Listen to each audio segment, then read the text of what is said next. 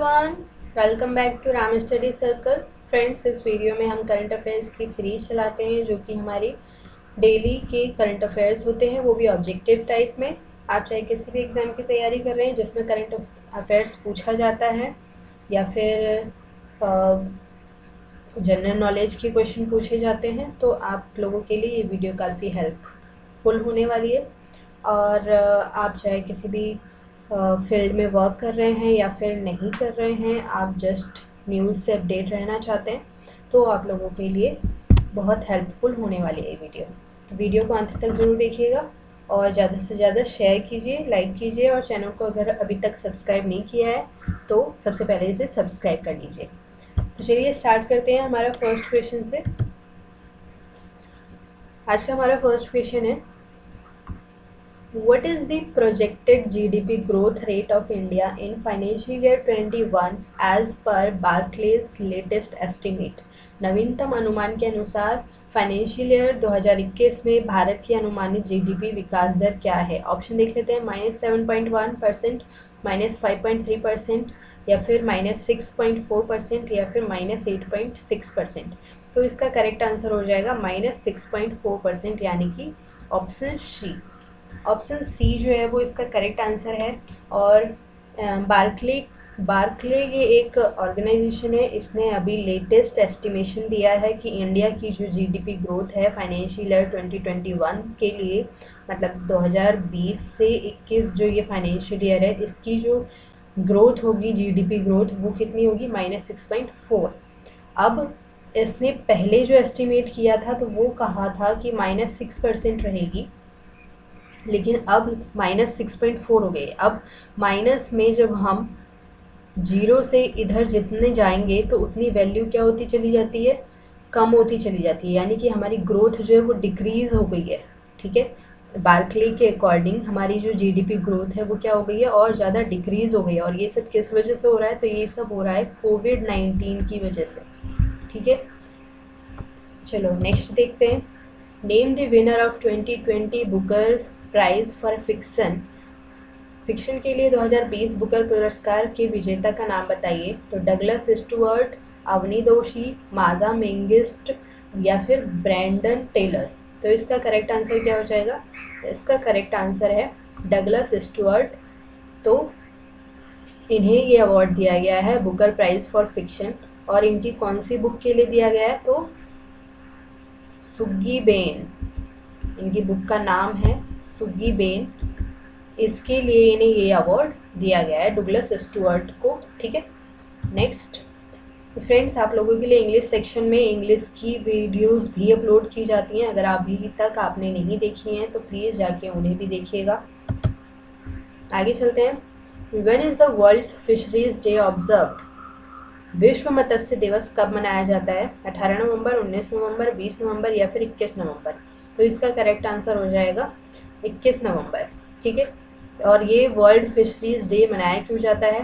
ताकि जो लोग मत्स्य पालन करते हैं, यानी कि मछलियों को पालते हैं, तो उनको बढ़ावा दिया जा सके। ठीक है, उनके बारे में लोगों को अवेयरनेस हो, किस तरीके से मतलब कि किया जाना चाहिए, सही टेक्निक क्या है या नई नई टेक्निक क्या क्या आ रही हैं। तो इस चीज़ों के लिए बढ़ावा देने के लिए और अवेयरनेस देने के लिए इन लोगों को जो फिशरीज़ का काम करते हैं, तो ये डे मनाया जाता है, जो कि 21 नवंबर को मनाया गया है। Next is world television day. ये क्वेश्चन इंपॉर्टेंट हो जाता है क्योंकि एग्जाम में पूछ लिया जाता है कई बार, और पूछा भी गया है। World television day is observed every year on dash. विश्व टेलीविज़न दिवस प्रत्येक वर्ष डैश को मनाया जाता है। तो इसका आंसर भी हो जाएगा 21 नवंबर। तो अभी हमने देखा 21 नवंबर को, यानी कि 21 नवंबर को वर्ल्ड टेलीविज़न डे भी मनाया जा रहा है और वर्ल्ड फिशरीज डे भी मनाया जा रहा है। ठीक है, नेक्स्ट क्वेश्चन देखते हैं। PM Modi has recently launch the phase 2 of the RuPay card in which of these countries? PM Modi ने हाल ही में किस देश में रुपे कार्ड का चरण 2 शुरू किया है? तो भूटान, सिंगापुर, थाईलैंड, या फिर नेपाल? तो इसका करेक्ट आंसर हो जाएगा भूटान। पीएम मोदी ने भूटान के जो पीएम हैं वहाँ के, उनके साथ मिलकर अभी जॉइंटली फेज़ 2 लॉन्च किया है रुपे कार्ड का। अगर फेज़ 2 लॉन्च हुआ है तो फेज़ 1 भी लॉन्च हुआ होगा। ठीक है, फेज़ 1 जो है वो लॉन्च हुआ था अगस्त 2019, यानी कि 2019 पिछले साल फेज़ 1 लॉन्च किया गया था और अब फेज़ 2 लॉन्च किया गया है भूटान के पीएम के साथ। अब भूटान के पीएम कौन है? तो ये हैं लोटे टेशरिंग, ये हैं भूटान के पीएम। यहाँ की कैपिटल क्या हो जाती है? थिम्पू।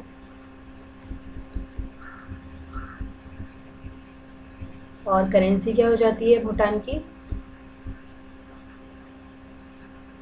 तो ये हो जाती है भूटानीज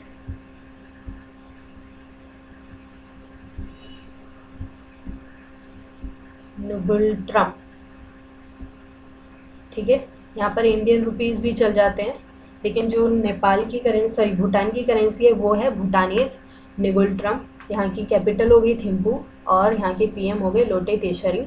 ठीक है, और फेज़ 2 जो है वो भूटान के पीएम के साथ ही मिलकर लॉन्च किया गया है। आगे चलते हैं। Next question is national newborn week is observed annually from dash. राष्ट्रीय नवजात सप्ताह प्रतिवर्ष डैश से मनाया जाता है। तो 14 से 20 नवंबर, या फिर 20 से 21 नवंबर, सॉरी 26 नवंबर, या फिर 8 से 14 नवंबर, और या फिर 15 से 21 नवंबर। तो इसका करेक्ट आंसर हो जाएगा 15 से 21 नवंबर। ये जो वीक रहा है, इस वीक में नेशनल न्यूबॉर्न वीक मनाया गया था। इंडिया मनाता है हर साल इसको। ठीक है, और इसको क्यों मनाया जाता है? ताकि जो न्यू बॉर्न आपने देखे होंगे, काफ़ी सारे बच्चे हमारे देश में बॉर्न के बाद यानी कि बर्थ के बाद मतलब कि एक्सपायर कर जाते हैं किसी भी रीज़न से। वो उनकी तबीयत ख़राब हो जाती है या कुछ भी हो जाता है, या फिर टाइम से पहले मतलब उनकी डिलीवरी हो जाती है तो वो ख़त्म हो जाते हैं, या फिर उनकी देखभाल जो है, केयर जो है वो अच्छे से नहीं हो पाती है। तो इन सब चीज़ों के लिए अवेयरनेस फैलाने के लिए ये जो वीक है ये मनाया जाता है एनुअली। ठीक है, हर साल इंडिया में नेशनल न्यूबॉर्न वीक मनाया जाता है। आगे चलते हैं। What is the average growth projection given by Oxford economics for India over 2020 to 2025? 2020 से 2025 में भारत के लिए ऑक्सफोर्ड इकोनॉमिक द्वारा दिया गया औसत विकास प्रक्षेपण क्या है? तो ये ऑक्सफोर्ड इकोनॉमिक जो है ये एक कंपनी है। ठीक है, ये भी एक लिस्ट निकालती है। तो इसमें इंडिया की जो ग्रोथ है वो 2020 से 25 तक कितनी रहेगी ये पूछा है। तो इसने एवरेज दिया है कि 4.5% जो है वो एवरेज ग्रोथ रहेगी इंडिया की। ठीक है, आगे चलते हैं। Vijayanagara has been carved out as a new district of Karnataka. This has increase the total districts in the state to dash. Vijayanagara को कर्नाटक के नए जिले के रूप में उकेरा गया है। इससे राज्य में कुल जिले बढ़कर डैश हो गए हैं। तो टोटल जिले जो हो गए हैं वो अब कितने हो गए हैं? 31। यानी कि विजयनगर जो है ये 31वां कर्नाटक का राज्य बना है, सॉरी डिस्ट्रिक्ट बना है, यानी कि जिला बना है। ठीक है, नेक्स्ट चलते हैं। What is the rank of India in the trace bribery risk matrix 2020? Trace bribery risk matrix 2020 में भारत की रैंक क्या है? तो इसका करेक्ट आंसर हो जाएगा 77th, यानी कि 77वीं रैंक जो है वो इंडिया की आई है ट्रेस ब्राइबेरी रिस्क मैट्रिक्स में। अब ये ट्रेस ब्राइबेरी है क्या? तो ये ट्रेस इंटरनेशनल एक ऑर्गेनाइजेशन है। ठीक है, जो कि anti bribery standard setting organisation है। मतलब कि बिजनेस में जो भी रिस्क फैक्टर होते हैं तो उनको रोकने के लिए, मतलब उनके खिलाफ काम करने के लिए, जो भी रिस्क होता है उसके अगेंस्ट काम करने वाली एक कंपनी है, ऑर्गेनाइजेशन है। और ये मेजर करती है रिस्क फैक्टर्स को कितनी कंट्रीज़ में? 194 में। यानी कि इंडिया की जो रैंक है वो 194 कंट्री में से 77th आई है। ठीक है, जो भूटान है इसने भी बेटर कर लिया है इंडिया से। इसकी रैंक आई है 48th भूटान की। भूटान जो है वो इंडिया से अच्छा परफॉर्म कर रहा है इस लिस्ट में और 48th रैंक आई है। और जो इंडिया की रैंक है वो लास्ट ईयर कितनी थी? 78, इस साल 77। ठीक है, तो आगे चलते हैं। Who among the following will be conferred with the Veteran Lifetime Achievement Award? निम्नलिखित में से किसने वेटेरन लाइफ टाइम अचीवमेंट पुरस्कार से सम्मानित किया गया है? तो प्रकाश जावड़ेकर, पीयूष गोयल, स्मृति जुबिन ईरानी या फिर रमेश पोखरियाल निशंक। तो रमेश पोखरियाल निशंक ये करेक्ट आंसर हो जाएगा। इन्हें ही दिया गया है वटेन लाइफ टाइम अचीवमेंट अवार्ड। और ये हैं कौन? तो ये यूनियन एजुकेशन मिनिस्टर हैं, ठीक है, इनका नाम याद रख लेना। और इन्होंने 75 से भी ज़्यादा बुक्स लिखी हैं और ये एक राइटर भी हैं, पोएट भी हैं, ठीक है। तो इसीलिए इन्हें वटेन लाइफ टाइम अचीवमेंट अवार्ड जो है वो दिया गया है। आप लोगों से मैंने क्वेश्चन पूछा था लास्ट वीडियो में कि Sudeep Tyagi has recently announced his retirement from which sports. तो इसका करेक्ट आंसर था क्रिकेट, ठीक है।